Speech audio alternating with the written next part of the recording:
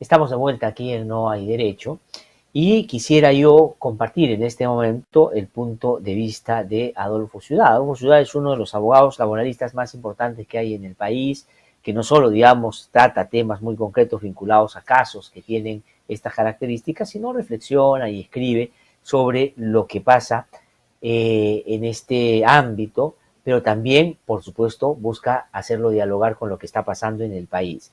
Y es bueno hacer un recorrido de los 90 en adelante, lo que ha pasado en el manejo cotidiano del fujimorismo sobre los temas vinculados al ámbito laboral.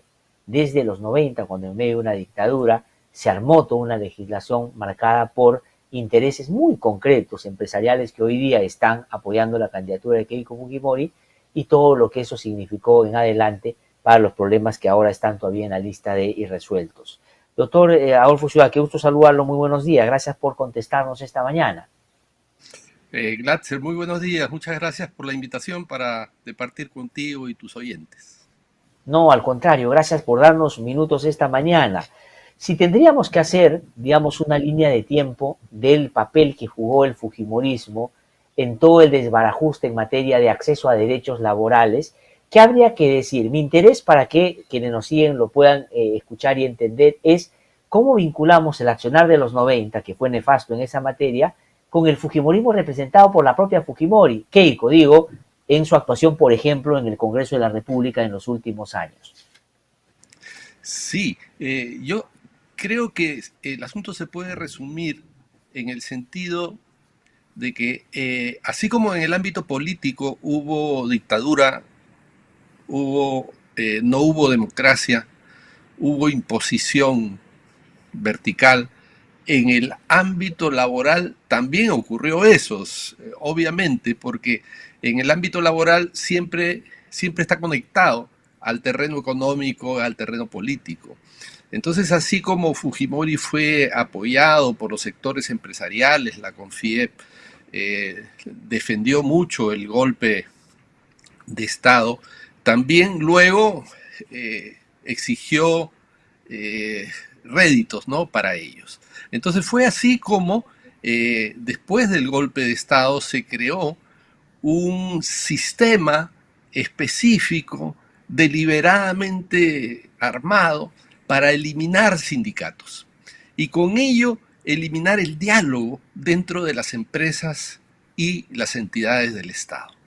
Eh, Fue una legislación laboral al gusto de los empleadores para acabar con la poca democracia existente en el ámbito laboral, ¿no? Entonces se creó así un sistema de relaciones de trabajo de imposición vertical y autoritaria a través del cual se despidió a decenas de miles de trabajadores y dirigentes sindicales, ¿no? La clave de esta reforma era que el empleador tenga todo el poder, otorgar todo el poder contractual al empleador y evitar el diálogo, que el empleador se convierta prácticamente en un rey dentro de la empresa y el trabajador tenga que dejar sus derechos democráticos en la puerta de la empresa. Y Uh -huh. adentro, totalmente sometido. Entonces, Ahora, pero es importante, doctor Ciudad, permítame que por favor le haga una anotación ahí a tono y pregunta para que pueda profundizar un poquito más. Pero siempre lo hizo, como lo hace ahora, de la mano de intereses subalternos, porque todo lo que pasó en materia de reforma laboral, como pasó, por ejemplo, con los arbitrajes, como pasó con muchas cosas, siempre tenía una careta, que era supuestamente porque hay que mejorar el empleo, hay que darle a la gente derechos que no tiene, hay que combatir la informalidad por un lado, pero por otro lado, por ejemplo, el sistema de justicia no funciona, entonces, pero lo hizo de la mano de abogados muy vinculados a las empresas, evidentemente, como pasa sí. ahora también. Ese es un dato que no es menor. Y el otro asunto que quería decirle en relación a eso, y que se expresó claramente, por ejemplo, más adelante, en legislación también, ya un poco más burda, de darle legislación especial a sus propios socios políticos, como el señor Klimper con el tema de la agroexportación, por Claro, ejemplo, ¿no? claro, claro. Sí, estuvo directamente vinculado, ¿no? De esa forma.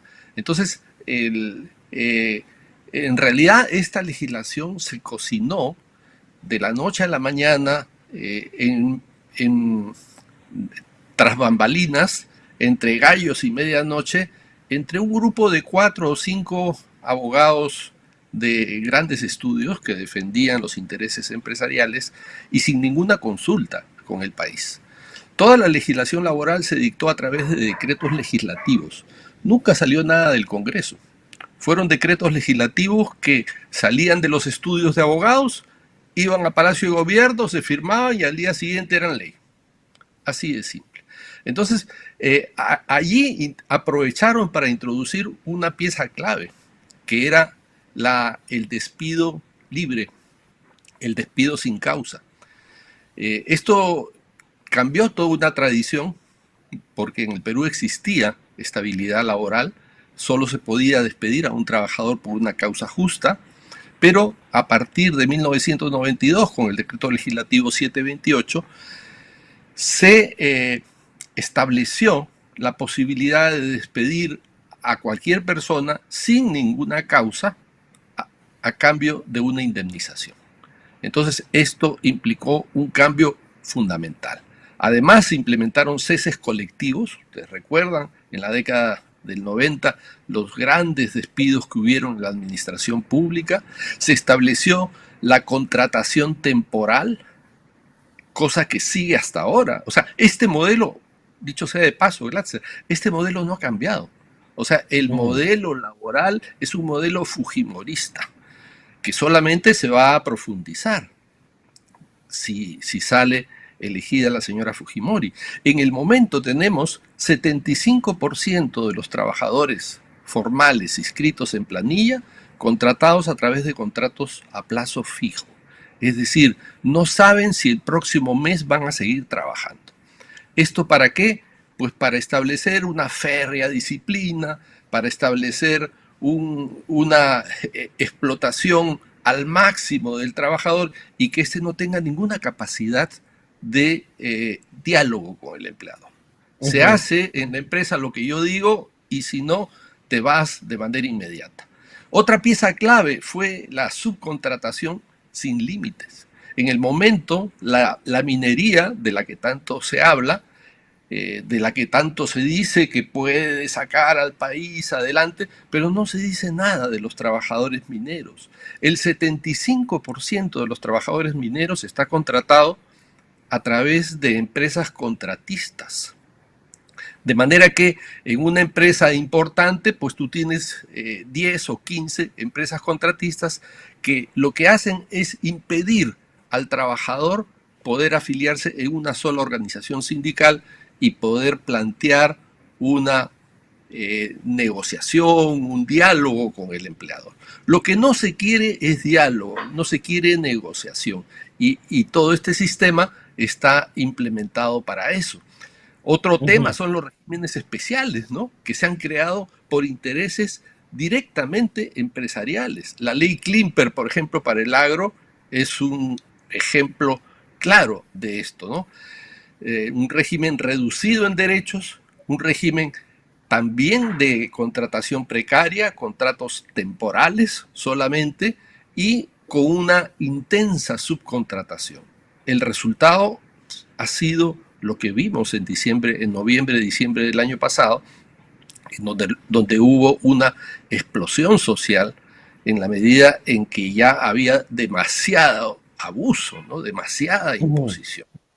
Entonces, a esto... Ahora, y la conexión, doctor Ciudad, con, digamos, porque estamos hablando de cómo se originó todo esto en los 90, hemos entrado a finales de los 90 con la ley Klimper hacia el 2000 y que se ha mantenido en el tiempo. Pero quisiera ubicarme en el escenario, porque Keiko Fujimori dice, bueno, y hablar de mi padre es ocioso, aunque ella lo va a indultar, ha dicho, pero en fin, vamos a irnos a lo que ella hizo. El fujimorismo en su versión más reciente, con Keiko Fujimori con 73 congresistas o con Keiko Fujimori como congresista de la República antes. ¿Qué hizo en materia laboral como para decir no siguieron el camino del padre, o más bien lo profundizaron? Hay que tener en cuenta que el fujimorismo con su representación, con la representación parlamentaria que ha tenido en todos los últimos años, estoy hablando de los 10, 15 últimos años, El fujimorismo siempre estuvo de acuerdo en eliminar la posibilidad de negociar colectivamente con los empleados, de los empleados públicos, ¿no? De los servidores públicos. Siempre votó porque se eliminara la posibilidad de negociar colectivamente a través de la introducción de disposiciones en las leyes anuales de presupuesto en donde se prohibía cualquier tipo de incremento de remuneraciones, con lo que impedía la negociación colectiva. Entonces, esta actitud de los 90 es una actitud que se ha mantenido persistente a lo largo de los años, ¿no? Y eso implicó que actualmente tengamos que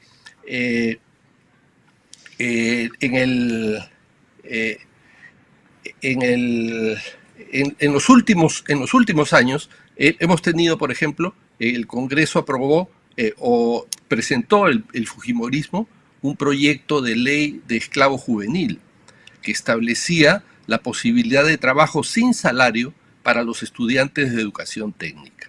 También presentó un proyecto que eliminaba la reposición judicial en los casos de despido incausado o fraudulento en contra de la jurisprudencia del Tribunal Constitucional. También el fujimorismo ha seguido votando en contra de la posibilidad de incremento de remuneraciones para los trabajadores del sector público. Entonces, así a mí me llamó mucho la atención cuando en el debate del día domingo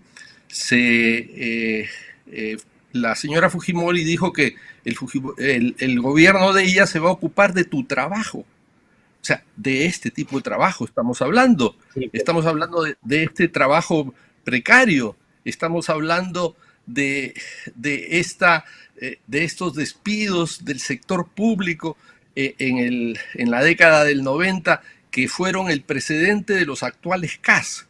O sea, se despidió trabajadores en el sector público para contratarlos a través de contratos de servicios no personales, es decir, locación de servicios. Esto es, se sacó a los trabajadores del ámbito de protección del derecho del trabajo y se los incorporó en el derecho civil. Un siglo y medio de retroceso, así de simple, ¿no? De acuerdo. Entonces, de acuerdo. Pero además, en el ámbito laboral, yo quisiera recordar que ¿cómo se podría votar por la familia Fujimori si los comandos Colina asesinaron pocos meses después del golpe de Estado de 1992 a Pedro Wilca, máximo dirigente de la Confederación General de Trabajadores del Perú? Y pocos meses después a Saúl Cantoral, también máximo dirigente de la Federación Nacional de Trabajadores Mineros y Metalúrgicos del Perú. Entonces, estamos pues que lo que hizo el fujimorismo y lo que ha seguido haciendo en el ámbito laboral ha sido solamente abusos, imposición vertical, autoritaria, falta de democracia. Acabaron con el poco diálogo social que había en la época. Pues. Es verdad, y han mantenido esa posición ahí donde han tenido la posibilidad inalterable, una posición absolutamente conservadora en el ámbito laboral que no tiene en cuenta los tratados internacionales, no tiene en cuenta lo que la propia Constitución fujimorista señala, ¿no? Hay que recordar un hecho. En el sector privado, cuando ingresó Fujimori, habían 2.400 convenios colectivos anuales. Es decir, había una cierta, un cierto diálogo y una cierta democracia en el ámbito laboral porque empleadores y trabajadores se ponían de acuerdo en sus condiciones de trabajo. 2.400 convenios colectivos. Pero después de la reforma laboral salvaje que hubo en nuestro país, se redujo la tasa de sindicalización de 24% a solo 2%. Increíble. De 24% a solo 2% en solo 6 años. Entonces, fue un sistema hecho exactamente a la medida de los empleadores más tradicionales, más conservadores, más autoritarios que hay en nuestro país. Y Sí, pues, lamentablemente no, de eso y todavía es bueno, doctor tenemos Ciudad, mucho. exactamente, 30, doctor. 30 años después, Glatzer, 30 años después, apenas tenemos el 5% de sindicalización, de 24% que existía antes de Fujimori. Entonces, a Bueno, mí no me clarísimo, cabe, doctor. no me cabe duda, no me cabe Ujú. duda que el Fujimorismo va a traer mucha mucha explotación, mucho abuso en el ámbito laboral. Por eso a mí cuando la señora Fujimori dice, nuestro gobierno se va a ocupar de tu trabajo, de tu chamba, ¿cómo es eso? ¿De qué estamos Sí, pues. hablando? Estamos hablando No, de los este trabajo. antecedentes pesan y es bueno, como hemos hecho esta mañana, hacer notar toda esa trayectoria que tienen al respecto. Doctor Adolfo Ciudad, le agradezco muchísimo por haber conversado con nosotros, ha sido un gusto tener el programa. Vamos a invitarlo en algún otro momento para seguir hablando y ya imagino, después de las elecciones, también de cara a lo que se puede venir, ¿no? Muchísimas gracias, muy amable, que le vaya Gracias a muy bien. usted, Glatzer. Un gusto. Buenos Encantado. El días. doctor Hasta Adolfo Ciudad luego. ha conversado con nosotros esta mañana, él es abogado laboralista y creo que ha puesto los puntos sobre las IES esta mañana en un tema fundamental. Nuestro corresponsal